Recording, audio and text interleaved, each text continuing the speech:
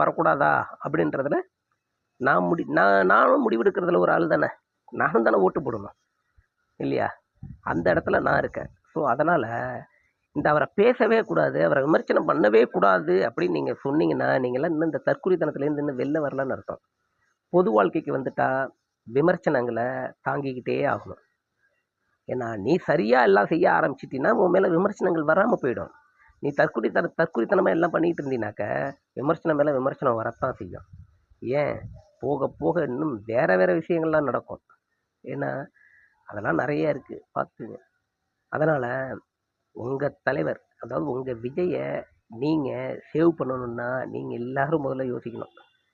ஏன்னா வரலாறு முதல்ல பாருங்க. யார் யாரெல்லாம் எப்படி எப்படிலாம் அரசியலுக்கு வந்தாங்க, எப்படி எப்படிலாம் ஆட்சியை பிடிச்சாங்க, எவ்வளோ கஷ்டப்பட்டாங்க, என்ன செஞ்சாங்க, அதெல்லாம் பாருங்க. இன்னொன்று உங்கள் கட்சிக்குள்ள நடக்கிறதே முதல்ல கவனிங்க. ஏன்னா அந்த